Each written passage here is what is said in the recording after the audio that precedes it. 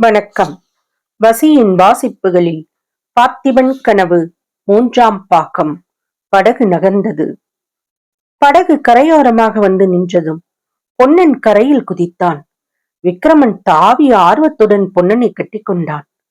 மகாராஜா, மறுபடியும் தங்களை விதம் பார்ப்பதற்கு எனக்கு கொடுத்து வைத்திருந்ததே என்று சொல்லி பொன்னன் ஆனந்த கண்ணீர் வடித்தான்.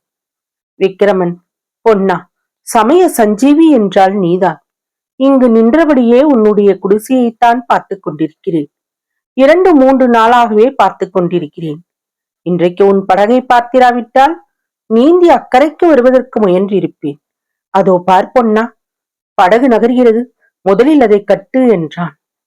பொன்னன் ஓடிப்போய் படகை பிடித்து இழுத்து கரையோரம் இருந்த ஒரு மரத்தின் வேரில் அதை கயிற்றினால் கட்டிவிட்டு வந்தான். இருவரும் ஜலக்கரையில் மரத்தடியில் உட்கார்ந்தார்கள்.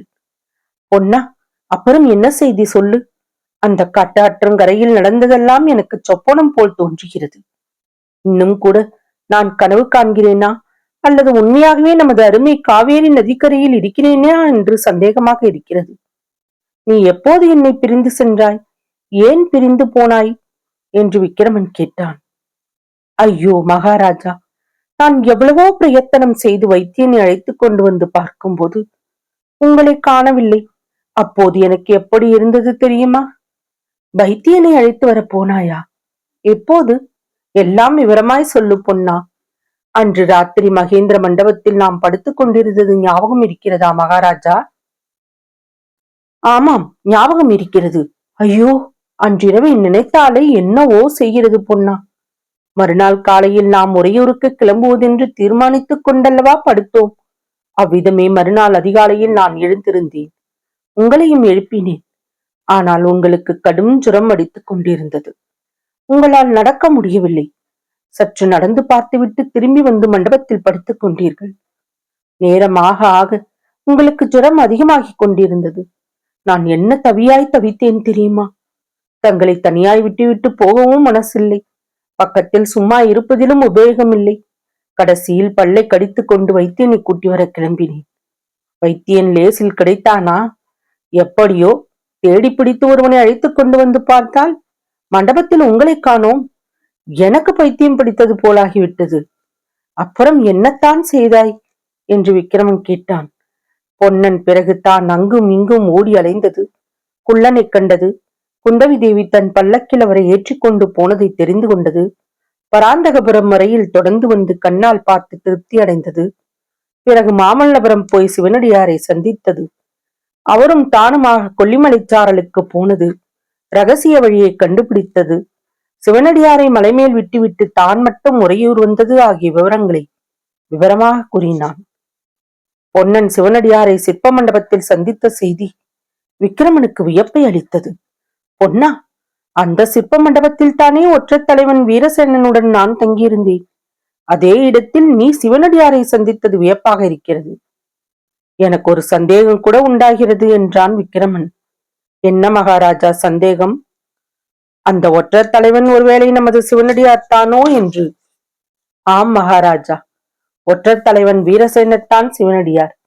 நான் மாமல்லபுரத்து சாலையிலிருந்து குறுக்கு வழி திரும்பிய போது எனக்கு முன்னால் ஒரு குதிரை வீரன் போவதை பார்த்தேன்.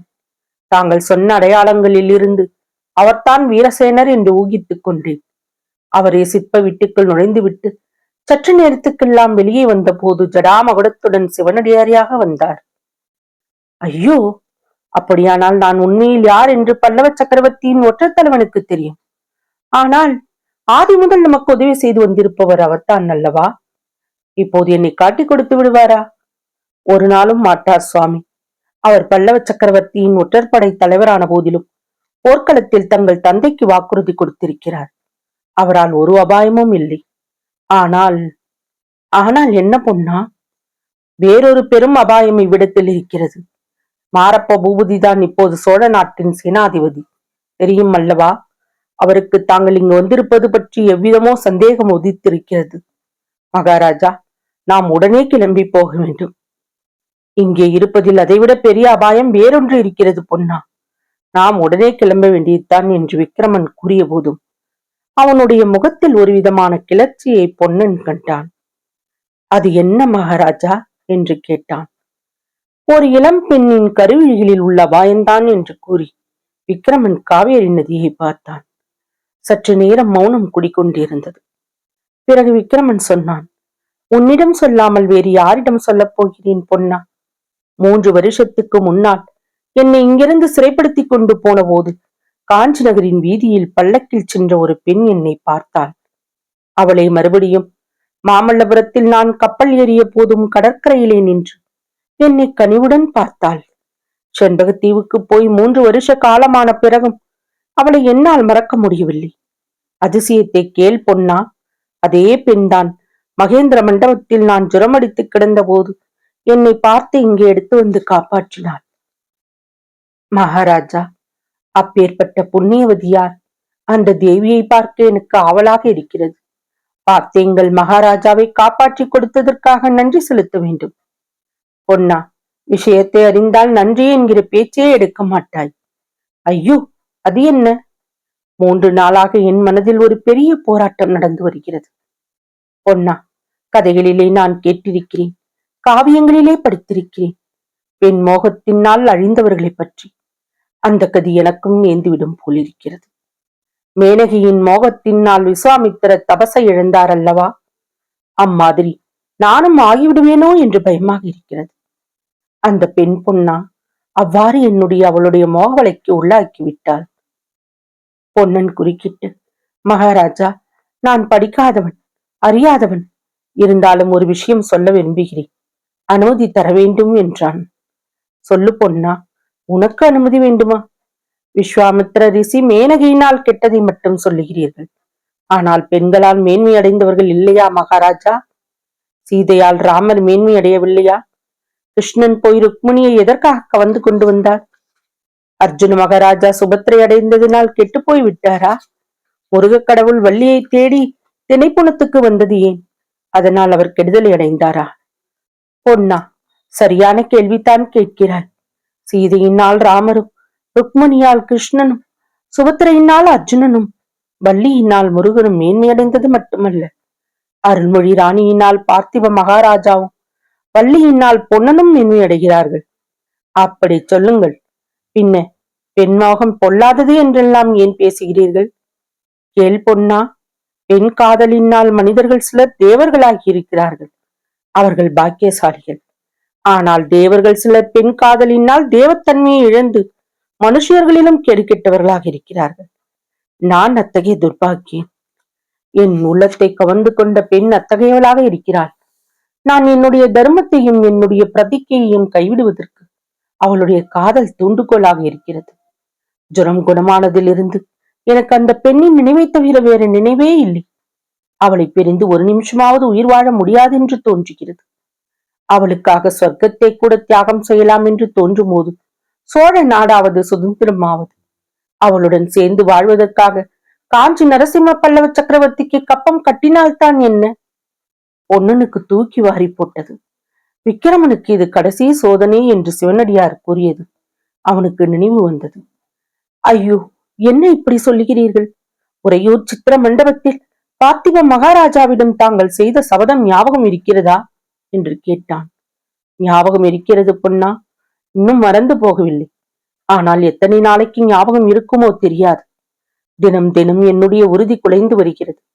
ஆகையினால் தான் உடனே கிளம்பிட வேண்டும் என்று சொல்லுகிறேன். இப்போதே உன்னுடன் வர சித்தமாக இருக்கிறேன். கிளம்பலாமா என்றான் விக்கிரமன். கிளம்பலாம் சுவாமி. ஆனால் இந்த தீவில் நமக்கு ஒரு காரியம் இருக்கிறதே. மகாராணி கொடுத்த பெட்டியை இங்கே புதைத்து வைத்திருக்கிறேன். பார்த்தாயா, அதை கூட மறந்துவிட்டேன். இன்னும் 2 நாள் போனால் வந்த காரியத்தையே மறந்து விடுவேன்.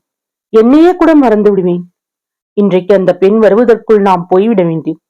பெட்டியை எங்கே புதைத்திருக்கிறாய் என்று விக்கிரமன் பரபரப்புடன் கேட்டான். சமீபத்தில் தான் இருக்கிறது சுவாமி. தோண்டி எடுக்க வேண்டுமல்லவா? முன்ஜாக்கிரதையாக மண்வெட்டியும் கடப்பாரையும் கொண்டு வந்திருக்கிறேன் என்று சொல்லி பொன்னன் படகின் அடியில் இருந்தவற்றை எடுத்துக் கொண்டு வந்தான்.